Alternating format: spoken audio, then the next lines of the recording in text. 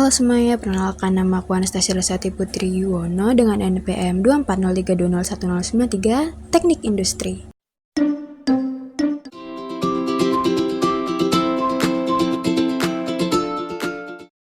Nah, tadi adalah contoh pertama, yaitu sadis, gegara BAP, dua balita disiksa kekasih ibunya. Nah, kesalahan yang ada pada judul berita ini adalah yang pertama itu gegara. Kata gegara ini itu tidak baku, tidak sesuai dengan KBBI. Yang benar dari kata gegara ini harusnya gara-gara. Kemudian untuk yang kedua adalah BAB2. Kata BAB2 ini frasanya membingungkan. Jika yang dimaksud adalah buang air besar, sebaiknya ditulis dengan jelas buang air besar. Atau menggunakan, jika ingin nama disingkat, maka gunakanlah duanya itu dengan huruf. Jadi 2, bukan angka 2, agar tidak membingungkan pembaca. Betulannya adalah sadis, tanda seru, dua balita, dua ditulis dengan huruf, disiksa kekasih ibu gara-gara buang air besar. Oke, untuk pembenaran yang kedua adalah miris, tanda seru, dua balita disiksa kekasih sang ibu hanya karena buang air besar. Oke, untuk yang contoh kedua ada tempat belanja favorit di PTC kini tinggal kenangan.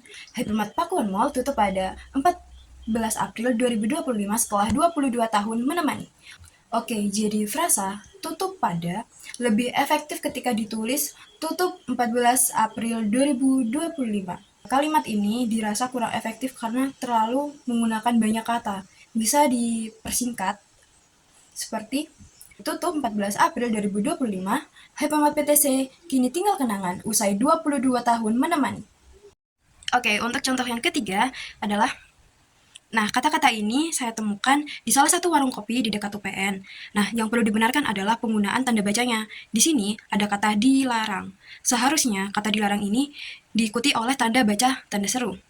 Kenapa? Karena hal tersebut digunakan untuk memperjelas dan mempertegas sebuah larangan atau himbauan.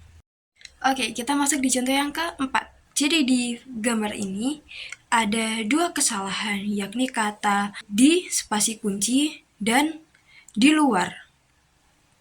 Jadi pembenarannya adalah untuk kata di spasi kunci itu dikunci, jadi digabung seperti ini. Sedangkan untuk kata di luar itu seharusnya dipisah, di spasi luar seperti ini. Nah, untuk kata dikunci, mengapa dinya harus digabung? Karena kata di sini adalah sebagai prefik atau imbuhan yang diikuti oleh kata kerja pasif. Kemudian untuk kata di luar, mengapa dinya harus dipisah? Karena di sini dinya itu menunjukkan tempat atau sebagai kata depan, maka dari itu kata di dan luar itu harus dipisah. Oke, kita masuk ke contoh yang kelima. Ini saya ambil dari salah satu postingan teman saya. Nah, di sini yang harus diperbaiki adalah penggunaan tanda seru. Karena kata harap sampah dibawa turun merupakan sebuah kata perintah yang seharusnya diikuti dengan tanda seru untuk memperjelas dan mempertegas perintah tersebut. Oke, kita masuk ke contoh yang keenam. Jadi, di sini kita sedang menemukan kata-kata ini dan ini. Nah, hal tersebut itu menurut saya rancu karena kata dikontrakan itu seperti menunjukkan tempat, sedangkan maksud dari adanya kata tersebut ditempel adalah untuk menyewakan bangunan tersebut. Jadi, kata yang seharusnya dan sesuai oleh KBBI adalah kata dikontrakkan dengan double K. Oke, kemudian adalah ini. Contoh ketujuh. Nah, untuk tulisannya kita sering banget kan temuin di tempat-tempat yang sering kita kunjungi sebagai mahasiswa, ya, tempat fotokopi tentunya.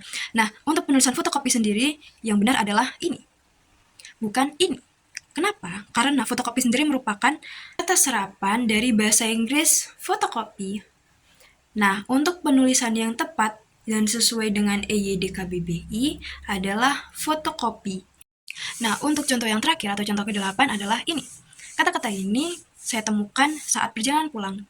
Nah, untuk yang perlu dibenarkan adalah kacang hijau dan istimewa. Mengapa hal tersebut perlu dibenarkan? Karena penggunaan hijau pada kacang hijau itu tidak sesuai dengan kata baku KBBI yang seharusnya adalah hijau. Jadi yang benar adalah kacang hijau.